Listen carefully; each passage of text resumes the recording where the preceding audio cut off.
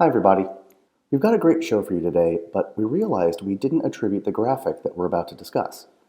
The graphic was made by artist Dan Meth. You can find his stuff at danmeth.com. Enjoy this installment of Second Breakfast. The most important meal of the day, second breakfast. Hi everybody. Welcome back to another Second Breakfast podcast. I'm Andy Roth alongside Phil Duvall. Say hi, Phil. Andy, put the lotion on its skin, or it gets the hose again.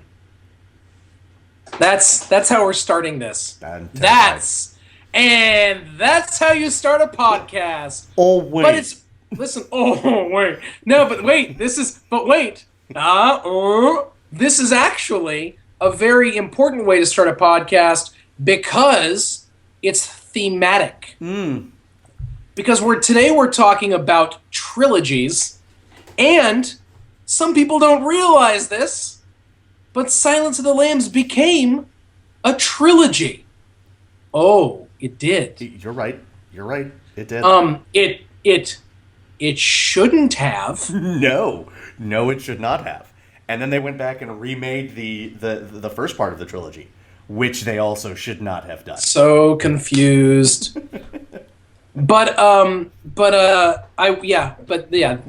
was. It's interesting though because it's really the only thing that ties those three movies together is Anthony Hopkins playing the character of Hannibal Lecter. Except that in the original version of Red Dragon, Manhunter, it's Brian Cox playing. But I'm saying that's not a trilogy. I'm not considering that a trilogy. I'm saying starting with Silence of the Lambs. No, because Manhunter came out way beforehand. Manhunter came out 7 years before Sons of the Lambs. All right. And was like when they made Silence of the Lambs, they weren't like, and here's the sequel to Manhunter. That's true, but when they made Hannibal, they recast Clarice Starling. I understand that, but they didn't, and that's my point, Andy. They didn't recast Hannibal Lecter. They built the whole thing around the Academy Award-winning performance of Anthony Hopkins instead of the Academy Award-winning performance of Jodie Foster. Yeah. Yes. Absolutely. Okay.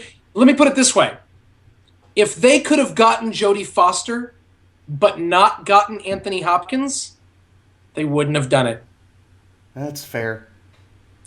Hannibal Lecter, as played by Anthony Hopkins, is a more culturally definitive performance. Agreed.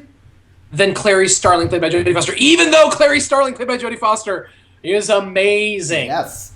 I'll even go so far as to call it amazeballs. Nice.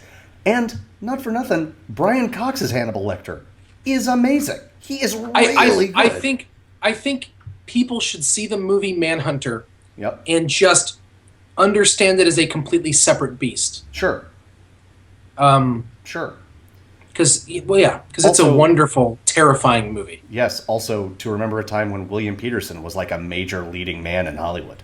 I can laugh because he's a mazillionaire right now. A mazillionaire. That's right. Because he's literally sleeping on top of a bed of CSI money. Right. Kids, if you don't know who that is, and ask his your blanket, slightly older brother about the beginning of CSI. And his blanket is just the lingerie of all of the models that he sleeps with. It's not. I'm not worried about making fun of William Peterson. I was introduced to him by Young Guns 2, where he played Pat Garrett. Wow. You're welcome, America. I was introduced to him actually probably through Manhunter, but as an adult, I was introduced to him through the William Friedkin movie To Live and Die in L.A. I knew you were going to say that. I don't know why I knew you were going to say that, but that's one of his other sort of defining features from the 80s. You have to get past the fact that, you see him sort of... It's sort of an anomaly in Hollywood in that there's gratuitous nudity and it's male. So, I mean, I'm sure there's gratuitous female nudity as well because it's Hollywood in the 80s. But the fact that they actually decided to show a man naked in any way, shape, or form. It's true. And also, the bigger thing you have to get past is that he unironically and repeatedly calls people amigo. I'm not ready for that yet. Yet! It's like, listen to me, amigo. This is what we have to do to crack this case. And it's like, what? I don't understand what's going on. That sounds more stylized than Johnny Dangerously with Michael Keaton. Indeed. My mother said that to me once. Just once. So, folks, believe it or not, this is not a podcast about William Peterson's career. Let's talk about trilogies. And Andy, will you tell them why we're talking about trilogies? Yes, good friend of the podcast, Bobby Gottfried. Hello, Bobby. Hey, hello, Bobby. Posted a picture on my Facebook newsfeed, and I put it on Second Breakfast. Why he didn't put it on... But never mind, it's fine. Whatever. It's fine. Bobby, just go ahead and put it on Second Breakfast this time. And it's the Trilogy meter. It's the Trilogy meter, and it takes a bunch of film series, because honestly, one of the major failings of this thing is that a lot of these series are not anymore trilogies, but that they're 4 or 5 or more movies. But it basically, it sort of looks like they're rated out of 10, and so you can sort of look at them, and like the Star Wars trilogy, the blue bar is higher for Empire Strikes Back than it is for Star Wars or Return of the Jedi, which makes sense, but we'll get to that in a minute. So it basically, it rates the movies, definitely rates the movies within the trilogy, and also you might get, we won't focus on this, but you might get sort of a general idea of what the maker of this pick thinks of the movies across the trilogies as well. If you're wondering what it looks like, and you should be, because it's a fascinating thing, even though it's totally insane. Go to our Facebook page, which you should already have instant access to because you've already liked us on Facebook, right? And if you haven't, get your life together. And What do you have, a life? And honestly, why don't you look at that picture as you're listening to this podcast? What are you? Yeah, unless you're driving, in which case, don't do that. Right. Be reasonable. I mean, keep listening to us because it's actually scientifically proven we make people better drivers. Okay, so shall we dive in? Yes, I wanted to let you know that the other day I stopped at my car and I looked in the rearview mirror and I saw these 2 girls behind me, and they were like taking a selfie of themselves in the car, and I was like, oh my God, stop. And then I was like, whatever. And then I went, drove, and then stopped at the next stoplight, and they were behind me again. And then they started to do it again. And I wanted so badly, I wanted to just be like, stop taking selfies at the stoplight. And then I almost posted on Facebook, stop taking selfies at the stoplight. But then I realized I'd be posting on Facebook at the stoplight. Slightly hypocritical. I am nothing if not totally hypocritical. Awesome. Love it. All right. Okay. First trilogy up. We've got the Star Wars trilogy, and no, folks, we don't mean the prequels. I can't wait to talk about Star Wars trilogy. I don't know what a prequel is, and I've never heard of it in relation to Star Wars. Only 3 movies have been released. As far as I know. Let's move on. Star Wars: A New Hope. Looks like it's coming in at 8. I mean, 8 out of 10. Okay. Right? Okay. Empire Strikes Back coming in at 10 out of 10, and Return of the Jedi coming in at 6 or 7. So how do you want to have this conversation? Do you want me to just get angry right away? if the spirit moves, go ahead and get angry. I am done. First of all, I am done with the whole Empire is clearly the best one in the trilogy thing. Okay. I used to not care. I'm starting to care. The first Star Wars movie is perfect. It is a perfect film. Okay. And I'm so tired. Oh, well, it lacks the blah, blah, blah, blah. Do you know what Star Wars, do you know what the first one has that the second one doesn't have? A flippin' ending. The second one can't be perfect. There's no ending. There's an end. If the first one, if they had never made the second and the third, the first one stands alone beautifully. Yes. It is a perfect movie all by itself. Yes. The second one cannot exist without the first and the third. Sure. Period. Sure. Which doesn't make it an inferior film by any means. It is a wonderfully crafted movie. Mm-hmm. But it is utterly dependent on the movie before it and the movie after it. And therefore, it cannot be better than the first one, which is amazing. I love the first one. I agree with everything you've said. Everything. But I can't help saying that Empire is my favorite. I can't help saying that... You know what? Favorite is fine. Right. Andy, let's call it your favorite, and I'll never complain. But the whole if we're gonna rate things, which of course we've talked about extensively on this podcast, It's true. And recently, you know what's Also- dumb? Giving awards for art. Go ahead. oh, but if we're going to try to do the objective thing, if you're going to argue that Empire Strikes Back is objectively a better movie, then I will say, really? Because objectively, it doesn't have an ending. That's my answer. Two things. I love everything that's happening right now. Two things. One, do we want to talk about, and I think the answer is no, because I think this is opening up a gigantic can of worms. Do we want to talk about the difference between a trilogy, like the next one that's coming up, Indiana Jones, which, again, yes, it's not a trilogy, but the first three movies... yes, it is. Fair enough. What fourth movie? What prequels? So, the thing is, Indiana Jones is clearly a trilogy, but is it the same kind of trilogy as Star Wars? The three Indiana Jones movies are self-contained stories. That's a fantastic question, and I think we should save it till we start talking about Indiana Jones. Interesting. Okay. The other thing I think they are absolutely different, categorically. Okay. Fantastic. The other thing I want to say is, you know who agrees with you about Empire Strikes Back? Who's that? Joss Whedon. Well, there you go. He's because the man is a professional. Because people were asking him, like, because he said a lot of things about Avengers 2, Age of Ultron, where he's like, he wants to make it like smaller and more intimate and meaner and darker, and everyone's like Empire Strikes Back, and he's like, no, not like Empire Strikes Back. No, I want to make it like Avengers 2. That's what I want to do. That's right. Do you know right? I want to make it like its own thing. Yes.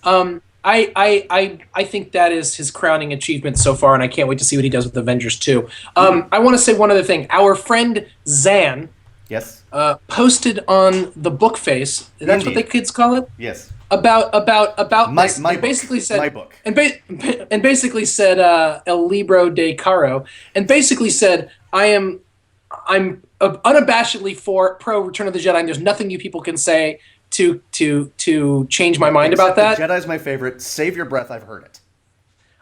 Well, Zan, I've got something to say to you. Good for you. It's fantastic. I will not have people denigrate Return of the Jedi in my face. Ewoks are awesome. Period. Those little like jet motorcycle air things that they ride on Endor, that whole scene is breathtaking. The final fight sequence is fantastic. And let's not forget, the first half hour with Jabba the Hutt is amazing. Yes, and the Rancor and the... Yes. Even if Return of the Jedi isn't as perfectly cohesive as Empire Strikes Back, to give it a 6 is absurd. Yes. Yeah, yes. And let's be honest, just cranky. That's right. Yes. I have spoken my piece and counted to 3. I got nothing else. I like it. I'm not sure I'm going to get angry about any of them the way I get angry about Star Wars. I'm going to get angry about a lot of these, at least a little. It's like making, but it's like What is it like? It's like making fun of my mother. Like, sure. Yeah. Okay. Except, Now, correct me if I'm wrong, I'm sure your mother's cool, but, like, she doesn't regularly kill people with a lightsaber. I'm not really at liberty to talk You about can neither confirm or crimes deny. my mother You can may or neither may not confirm have or committed deny. in her time. Totally fair.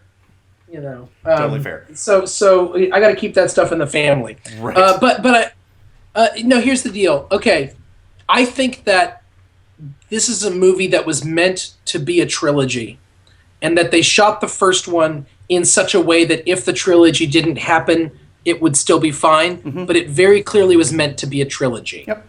Yes. Indiana Jones is meant to be a series. Yes. It could have had 7 episodes. Yes. So its triloginess or quadruplogyness, quadrilogy, Yeah. Quadrilogy. doesn't. Which is still a dumb word, but it's easier to say. They're all dumb words. It would. Well, trill is the try. Yes. So it might be quadology. I This doesn't have can't to be R. express how little I care about this. I just I Try. think I just sprained something by caring so little. Okay, here's the deal. I've missed you. All right. I have missed you too. Okay. Indiana Jones, not a trilogy, but let's talk about it like a trilogy anyway. We've got Raiders of the Lost Ark. We've got Indiana Jones and the Temple of Doom. Oh, and also, DVD packaging aside, kids, the name of the movie, the first movie, is Raiders of the Lost Ark, not Indiana Jones and the Raiders of the Lost Ark. Well, you're right. I know. Raiders of the Lost Ark, Indiana Jones and the Temple of Doom, and Indiana Jones and the Last Crusade. Doom. So, yes. I will go back to Zan's comment, although she was a little off color, so I won't give it to you unedited. But I like Last Crusade a lot more than Temple of Doom. And Josh Mitchell, both of these folks, Zan and Josh, excellent friends of the podcast. Hello, Zan and Josh. Also, until Zan reminded me, I had forgotten how much more I like Last Crusade than Temple of Doom. Temple of Doom is amazing. I don't want to hear... Temple of Doom Temple of Doom rules. is amazing. It is amazing. I don't... It is, however, can I say something, though? What? And I'm going to use interesting language here to fudge this a little bit. Oh, I can't wait.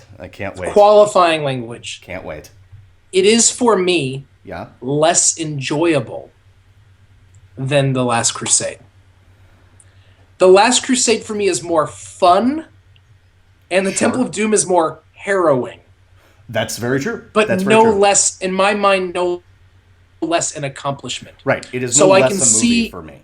Right. I can see why Temple of Doom gets on people's list of like, but it is a great movie. Yes. And really, really one of the defining movies of our generation. Which? Temple of Doom. Interesting. Yeah. Interesting. I'm not sure how I feel about that statement. I want it to be true. Short round, Mola Ram pulling the heart out of the guy's chest. It's true. And the chase in the mines. In the those cars, are yeah. Those are, and right. then him with the sword on the bridge. Yep. All of those things, those sequences, and the bugs, all of those sequences are seared into people's memories. You're right. That's true. So I don't that's really all. I mean, I could talk about the Indiana Jones series all day. I don't really have a problem with this. So the first movie, Raiders of the Lost Ark, was given a 10. Yes. And it looks like 2 and 3 are coming in at the same, and it's about an 8, maybe a 7. Okay. I'm okay with that. I'm not okay with that. Why not? Because I don't think that the other two are inferior to Raiders of the Lost Ark. Oh. Here's what I want to say about Raiders of the Lost Ark. It better be that it's superior to the other two movies. We've had this conversation recently about that episode, and I'm not a big fan of the show, is what you have to qualify when you talk about a show that you were embarrassed to watch. My wife, it's her fault. Nice. Well, she does. She watches Big Bang Theory. Okay. And so I'll watch it from time to time. You've heard of the theory that gets propagated on this Big Bang Theory, right? About this? It's been a while since I watched the show. So the main guy, whatever his name is, Sheldon, has a girlfriend played by Blossom. Yes. And she's never seen Raiders of the Lost Ark.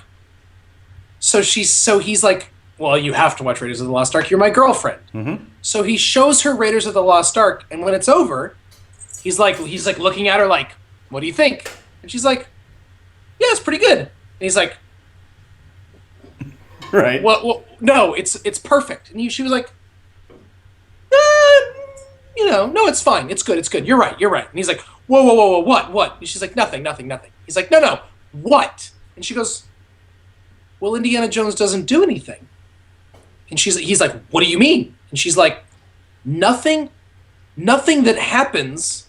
Indiana Jones himself, had he been taken out of the story, nothing would have been different in terms of what happens with like the conclusion. Sure. He doesn't actually affect the outcome of the plot. The hero of the movie does not actually affect the outcome of the plot. Mm-hmm. It doesn't affect it. Mm-hmm. And I was just like, And Sheldon's like, "Ugh!" Right. And then I was like, oh. Right. Now, I'm not saying that it makes Raiders of the Lost Ark a bad movie, so do not hear what I'm not saying. Right. But Indiana Jones, the character, first of all, but Temple of Doom and Last Crusade, I love both, and I love them for different reasons, but essentially equally. Sure. And in both of them, Indiana Jones himself actually profoundly affects the outcome of each movie. Does he? Like, yes, absolutely he does. He does in Temple of Doom. I mean, The Last Crusade... Spoilers, guys. The Last Crusade, like... He's the one who gets the Grail. Right, but it doesn't... But no one escapes with it. But he keeps it safe. He becomes a guardian of the Grail. That's true. Yes, that's true. He keeps it out of the hands of the Nazis. They wouldn't have... It couldn't pass the seal anyway. They wouldn't. No, it can pass the seal. If it passes the seal, the whole thing collapses. It doesn't. They wouldn't have picked the right Grail. They didn't. I think he chose poorly. Yeah, but that's because she chose for him on purpose. That's fine. Do you think was that the only reason that he drank the wrong cup? That guy, but then the girl could have grabbed the right cup and taken it with her. Yeah. My point is, Andy, she had the love of the Jones clan, which wouldn't have happened if he hadn't have been there. That's my point. Indiana Jones profoundly affects the outcome of the last two. Okay. He absolutely. I will also go ahead and go out on a limb and say, for me personally, the third one is the most unabashedly enjoyable of the three. But that's just me. It's the most fun. All right, you're done. You're in timeout for like 30 seconds. I might agree with you about Last Crusade being the most fun, except that I don't agree with you because Raiders might be the most fun movie I've ever seen in my life. Like, and that's not a knock on Last Crusade. You know what I mean? You're out of timeout. Come back to me. I respect that point of view. I've just never felt that way personally. Sure. I've never felt that way personally. And Raiders of the Lost Ark our generation has elevated it to a level that goes beyond me. That goes beyond me personally. So here is my reaction to, because I remember that episode of The Big Bang Theory. Here's my reaction to that moment where he's like, Indiana Jones doesn't do anything. I actually had both Sheldon's and your reaction. I was like, and I was like, what? And then I was like, wait, no, I don't care. Like, I just don't care. I don't care. It's fine. It is fine. George Lucas back when he had a brain and a soul and a heart, and Steven Spielberg back when he was trying to prove something, just doing a serial. They were literally like the Saturday afternoon serials of their youth. They were just having fun. Oh, I agree. I'm with you. And so, if the internal logic works, and it does in Raiders of the Lost Ark, it does with all of them. I don't really have a problem with the fact that, like, because you know what Indiana Jones is? Here's what Indiana Jones is. He is in many ways the Luke Skywalker of the Indiana Jones series. Wait, I'm thinking out loud, but I'm about to be brilliant. Okay. What's the problem with the Star Wars prequels that don't actually exist, right? It's that there's no Luke Skywalker character. There's no audience surrogate, right? There's no one where we get to experience these things new, right? Okay. Does that make sense? It's not the only problem with the prequels, clearly, but that is a major problem. It's an interesting point of view. Continue. I'm not sure yet, but keep working. Keep talking. Indiana Jones is that for the Indiana Jones series, but he's also a total badass, right? So there is no time when, like, at the beginning of Star Wars, Luke Skywalker's a whiny farm boy, and you and I have talked about this in the podcast. We love that part because it sets everything up, right? I share his frustration because sometimes I want to go down to the power station to pick up some Tashi converters. That's right. Tashi converters to pick up some power converters, and it's annoying. Right. You can waste time with friends later, Phil. So Indiana Jones is like, well, okay, but what if that farm boy was just like a badass who outran boulders and carried a whip, right? So right. He Yeah. Yes. Yeah. So I hear you. I like this. Okay. So I don't care that like It's not a trilogy. Also, in the conversation of trilogies, it's not actually a trilogy. It wasn't meant to be a trilogy. That wasn't the point of it. But so all this person has done in this graph is picked 3 movies. yeah, that's I will. The only other thing I'll say, and by the way, I own the box set. I love Raiders of the Lost Ark. I love all of the Indiana Jones movies. Okay, I didn't love the 4th one, but I love the first 3. Yeah. He's the worst archaeologist in the history of the world.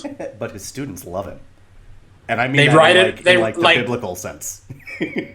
So we're gonna have to spend less time on these things if we're gonna get through this whole list, which we may or may not do.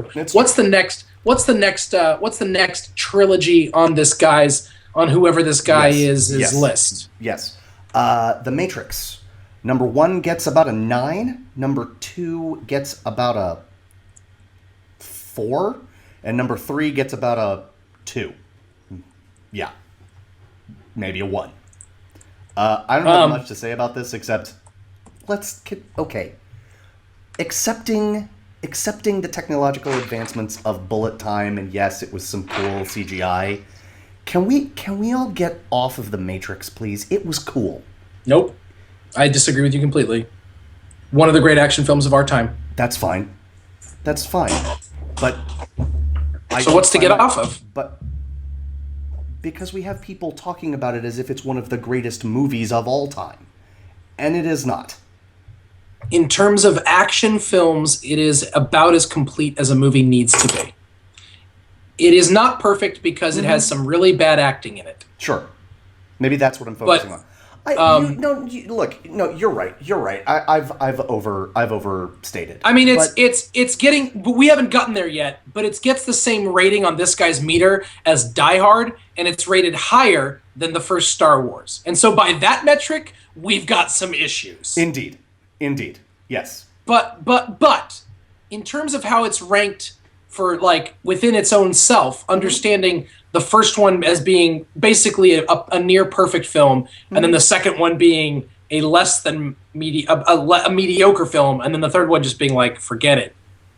I hear that. Here's the I deal. actually think the second and the third one deserve to be rated the same as each other. I think I enjoyed on first watching. I enjoyed the third one a little more than the second one. I'm not quite sure why that was. Maybe because it was finally over. I don't know. But I think the second one and the third one maybe should be switched. Like I really disliked the second one, and I maybe it's because I went in with literally the lowest expectations possible. But I was By the time you got to the third one, yeah, right? I was actually pleasantly surprised by the Matrix Revolutions. Can we move on? I don't want to talk about. I mean, you're right about the Matrix. It's This clearly, is an example of a sequel that didn't need to be, or a trilogy that didn't need to be a trilogy. Agreed. Next. As friend of the podcast, Jeremy Goldstein put it. Wait a minute. There's no like this was a. They had it wrong. There were no Matrix sequels. They didn't exist. Right. How can you rate something that doesn't exist? Exactly. Yes. Well done. Well done, Jeremy. So yeah. Moving on. What do we got next? Star Trek, which is not a trilogy, and I don't really have anything to say about it, but you can say something if you'd like. I mean, I literally have nothing to add to whatever you want to say. Okay, so here we go. Star Trek 1, the motion picture, is at about a 6. Star Trek 2, The Wrath of Khan's about a 7. 1 might be about a 5. 2 is at a 7. 3, The Search for Spock, is about a 6. My response to that is 2 should probably be higher, and 1 and 3 should be way lower. They're not good movies. Period.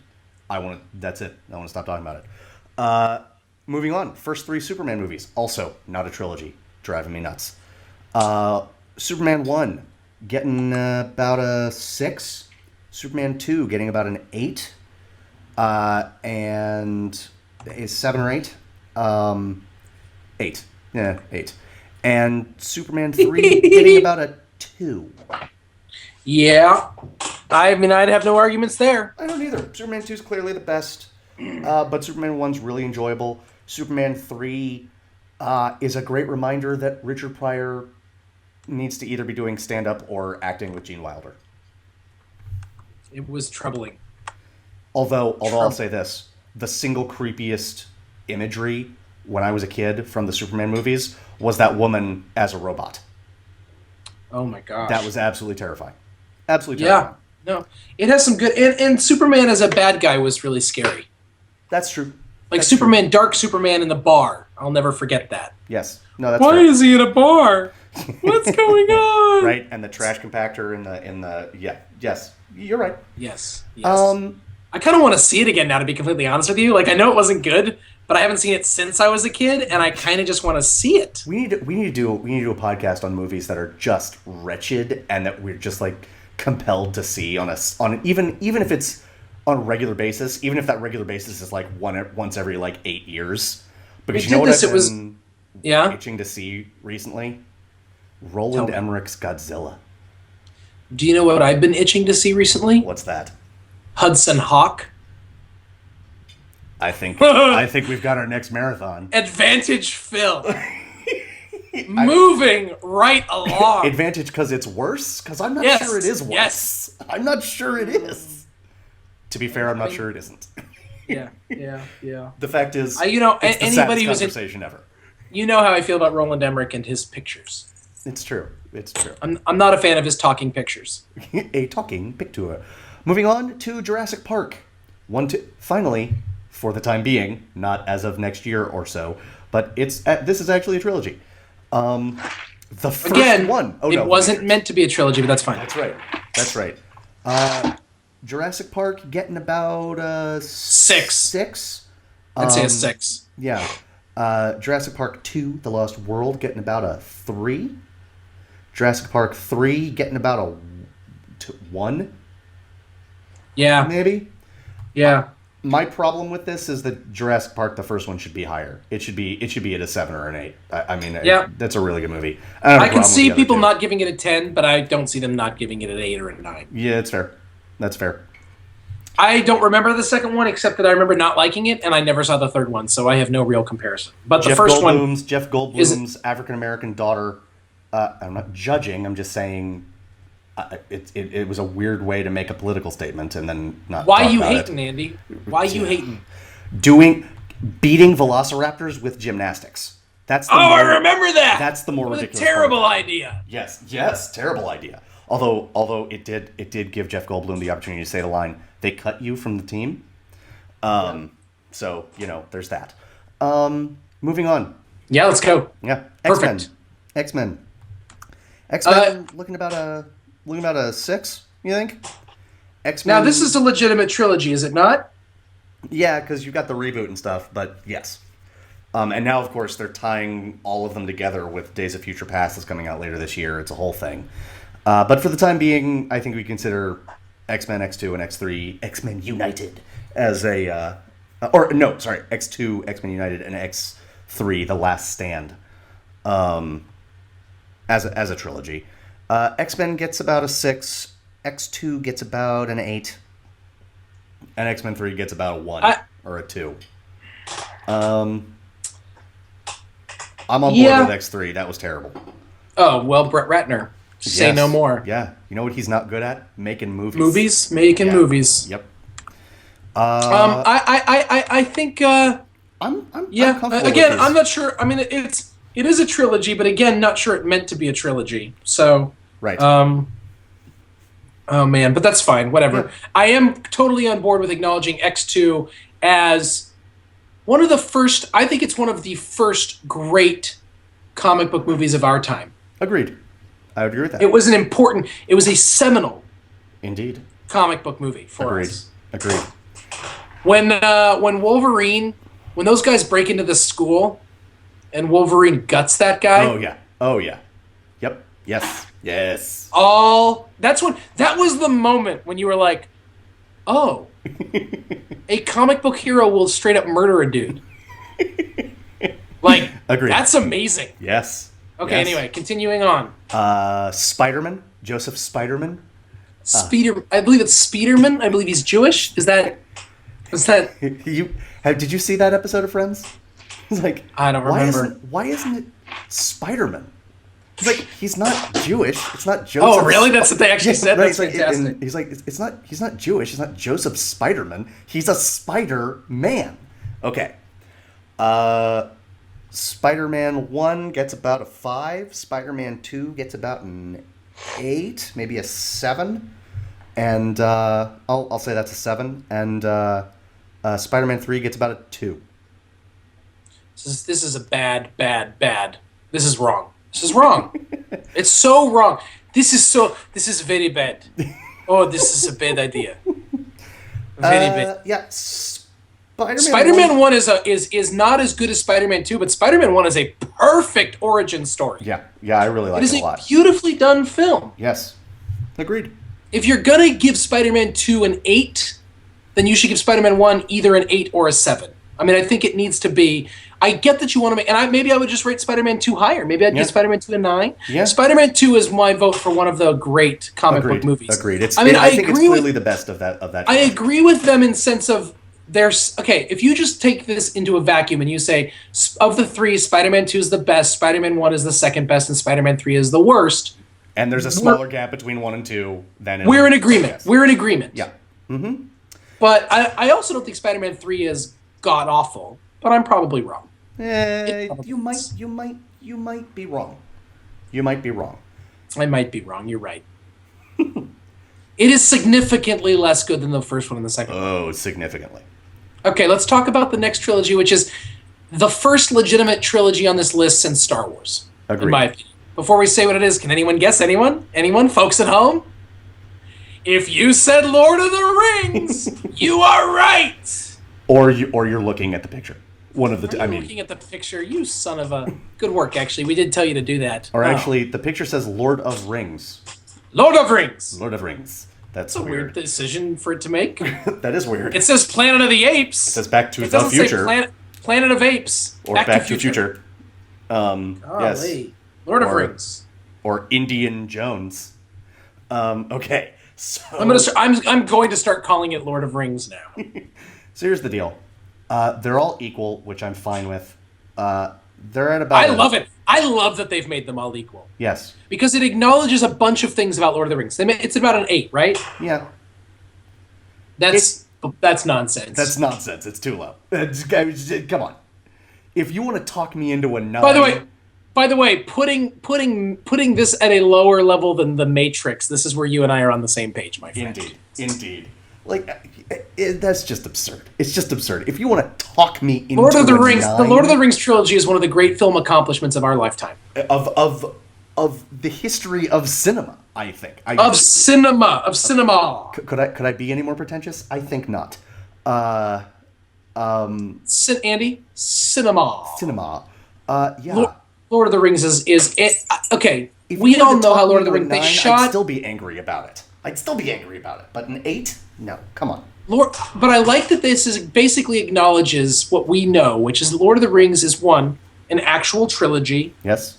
Unlike The Hobbit. And 2, was filmed all at once. And this is a classic definition of a trilogy. These are 3 movies that are separate, but of a piece with each other. Mm-hmm. Now, like Star Wars, the second and the third movies cannot exist without the first, and in fact, the second one needs the first and the third for it to exist perfectly. Mm-hmm. But the second one has a climax that is so climactic, yes, that it works for me. Agreed. Oh, I love the second movie so much. I know. To the king! Oh my god. I just. That being said, if someone wanted to rank the third one higher than the first 2, especially if we were talking about the extended editions. Yes. Andy, I'm getting a little teary-eyed just thinking about it. Because here's the deal. My friends, you bow to no one. I know. Why are you doing this to me? I know. I haven't watched them all in a row in a while. Okay. I need you to fly out to California. I have a guest room and a television. What more do you need, Andy Roth? Phil, I don't need anything else. I literally need nothing else.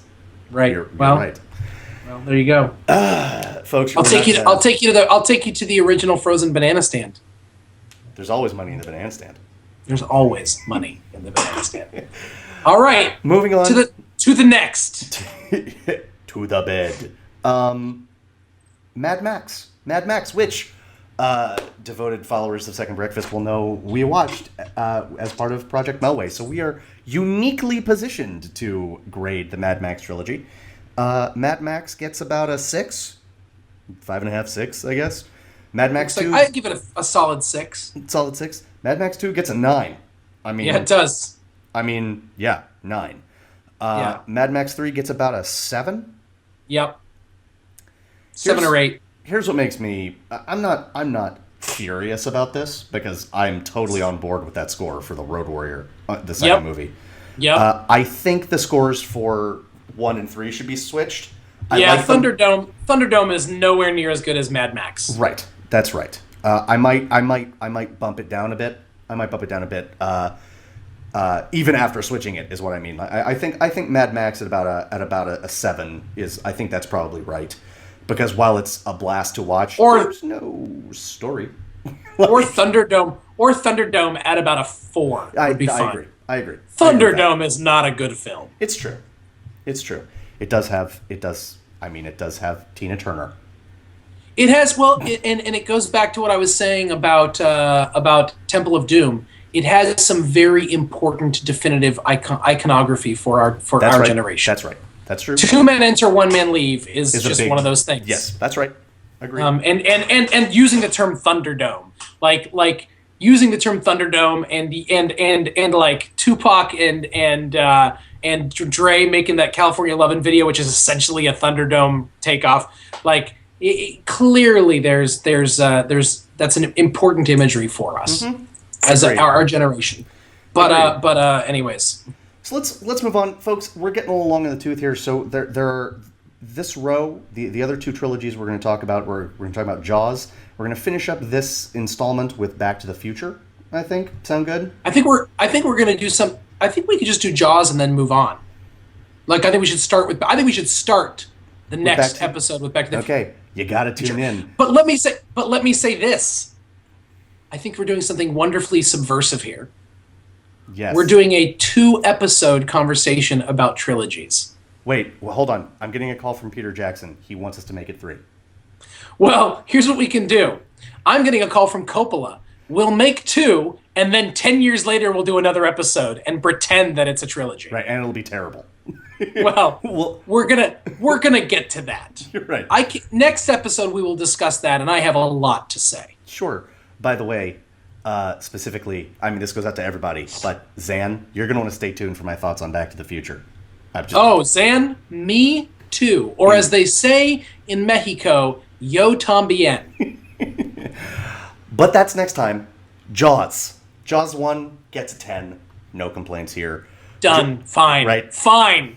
Jaws 2 gets a 2. Jaws 3 kind of gets a 3. I mean... Yeah, I don't really have an opinion on either of those films. That's fine. That's fine. I mean, I don't even have an opinion about any of that stuff except that Jaws 1 deserves a 10. Yes. Let's talk more about how Jaws 1 is a perfect movie. Hey, guess what? It's a perfect movie. Give us a kiss. Oh, why?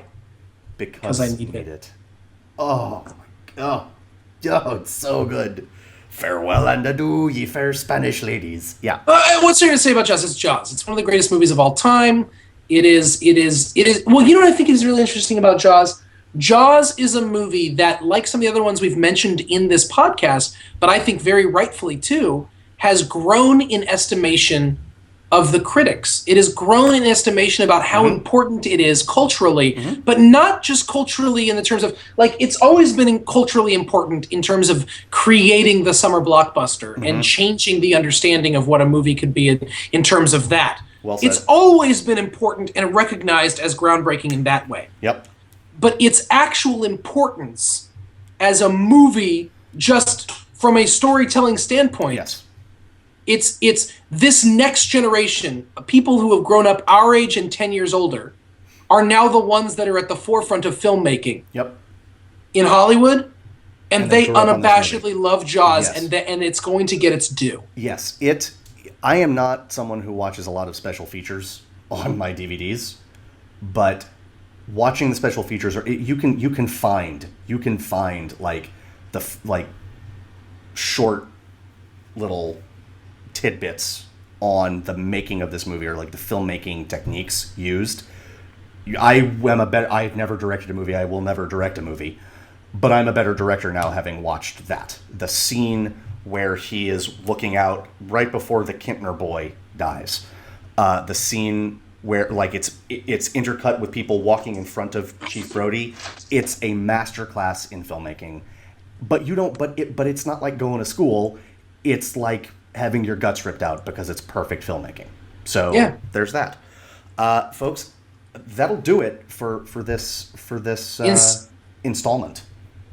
Check back in with us, because we're going to be showing the next episode where we finish up this conversation. Yeah. So for the time being, we are Second Breakfast. I'm Andy Roth, and that's Phil Duvall, and we will see you again very soon, with our continuation and conclusion, unless Peter Jackson gets a hold of us, of the trilogy discussion. Thanks very much. Bye. The most important meal of the day. Second